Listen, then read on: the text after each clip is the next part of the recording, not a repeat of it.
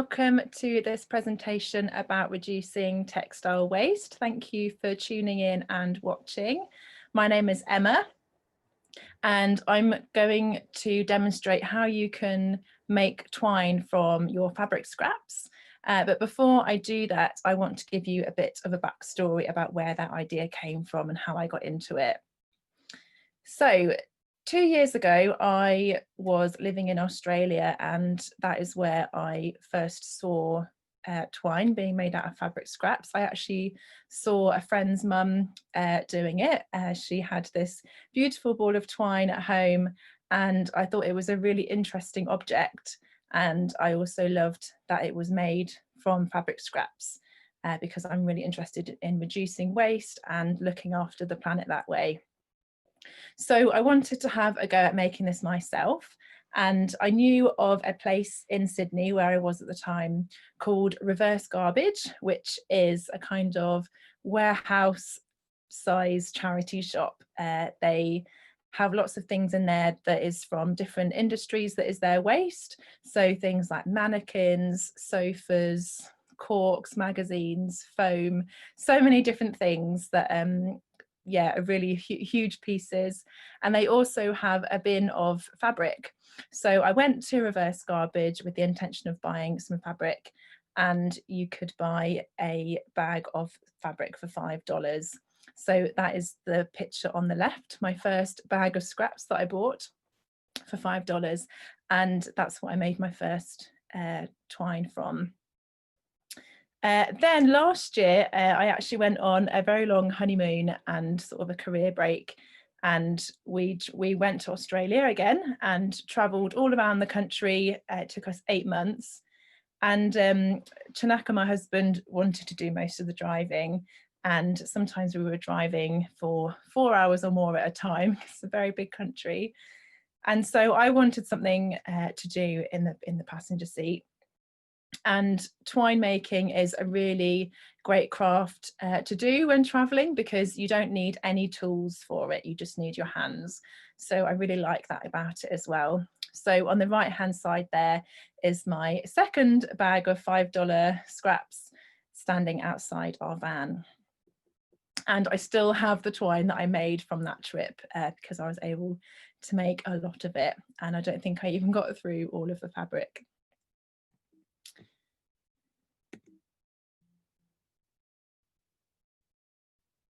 Okay, so on this slide, I've just got some information about textile waste and the kind of thing that motivates me to reduce my waste in this way, because it's really shocking how much we throw away and how much of that is actually still good quality textiles, good quality clothes.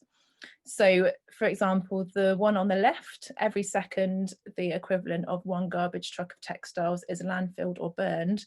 I believe that is a global statistic. So at the bottom there is the equivalent for the UK. We throw away 350,000 tonnes of good quality clothes each year.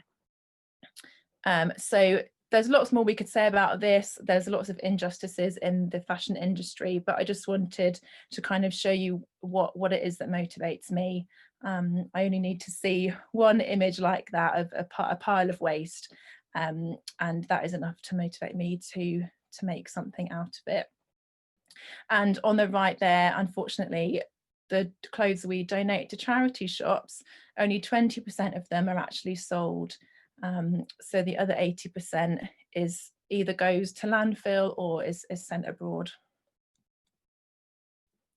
Okay, so this is what the twine looks like. This is some of the twine that I've made. So I'm going to show you a pre-recorded tutorial that I've made, just because I think that's going to be easier for you to see because of lighting, and it will be the right way around. So I'm just going to stop sharing this screen and share a different one with you. And we're going to watch that tutorial together. So if you do have any fabric scraps with you, then you could pause this video now and go and get them so that you could do them along with this video, or save it and watch it later on. So these are a great thing to make using those tiny bits of fabric that are no good for anything else. It's good to have them about a finger width wide, but anything that's that kind of size will work perfectly. It's a perfect way to rescue things from the bin. So it's all about reducing textile waste today. So what you need first is 2 strips, and they need to be different lengths, and that'll become clear as to why later on.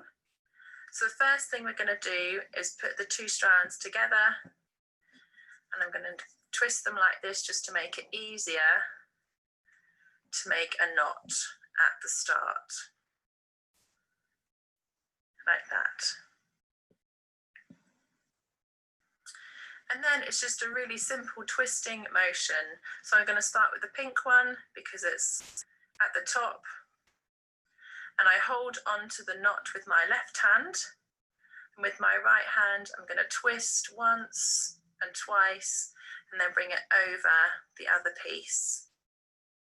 Twist 1, 2, and bring it over the other piece. Twist, twist, and over. Twist, twist, and over. Twist, twist, and over. It's important that you twist in the same direction, otherwise it will unravel. So I'm twisting away from myself each time, like that.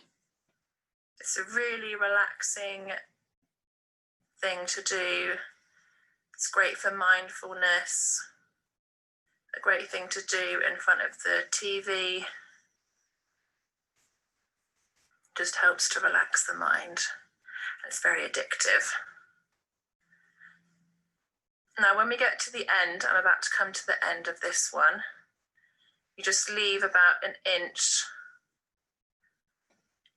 and that is going to give us enough space to overlap our next piece. So I'm choosing this piece. Now you can, to make it easier to feed in, you can cut it to taper the fabric. 1 second. You can cut it like this to make it easier to feed in. There's less fabric, but I don't want any textile waste at all, even those small bits add up. So I just tend to fold it over like this, and it's still easy to put on top of our other piece. So we're now going to overlap and twist those 2 pieces together, holding a bit more tightly than before. You can see I've still got it there, and I'm twisting those 2 bits together so that the new piece is securely twisted into my twine.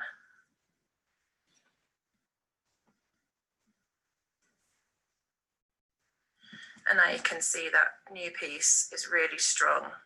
And it's sticking out a little bit there. Later on you can cut that off, but I like to leave it because it shows that it's handmade and it has a bit more personality.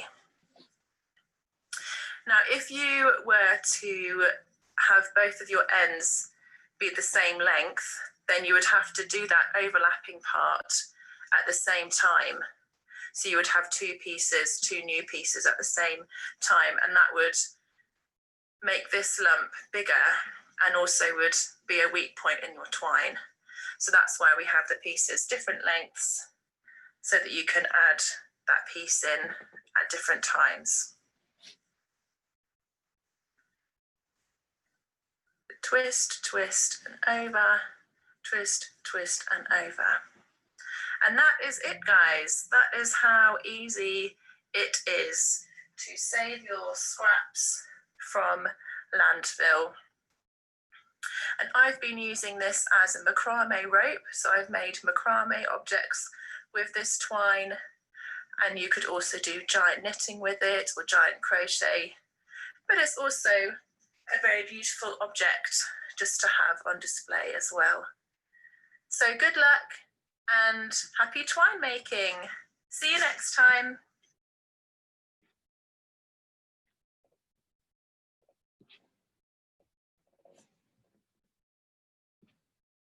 Okay, so there's some of the twine that I've made there, and I'm also holding one on the screen as well, so you can see it. It's very addictive. I've made a lot of it, and I just love using up scraps this way. Yeah, so there's a multicolored one, so if you like that kind of look, multicolored and lots of different colors, then you obviously can just save your scraps all in one bin. But you could also choose to maybe make one color if you've got if you wanted to make a plant hanger or something and you want it to be the same color, then you would want to save your scraps color coded if you wanted to do that. So that's how you make the twine, and I'm going to show you in a bit what you can then make with it. And I also wanted to just tell you that over lockdown, I've connected with 6 other small businesses, mainly over Instagram, and they now specifically save their fabric scraps for me because I have asked them to, and I've been receiving their scraps by post. And one textile company in Lincoln actually bought the twine that I made from their scraps for them to use in one of their products. So that's really awesome. I love that I'm helping other small businesses to be zero waste, and that they're, you know, that she bought it back from me. So I love that kind of cyclical nature that happened there. Now you could, in terms of what kind of fabric you want to use for making the twine, if you're making it for the first time, I would recommend just using something that's light, just a normal cotton, to get used to it. So if you have an old tea towel or an old pillowcase or something like that, that would be perfect to use. Things like silk and velvet are quite difficult because they're a bit more slippery, and also, you know, would be a different thickness. So if you want your twine to be uniform, then you would want to make sure that your fabric is of a similar thickness so that you have a nice even twine.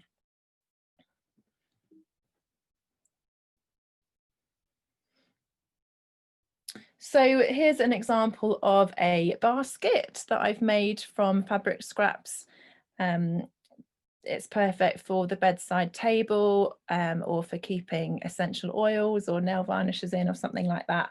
And there's one here as well that I'm holding on the screen just to show you. So this one I'm holding only used 100 grams of scraps, so you really don't need that much at all to make a useful object with it.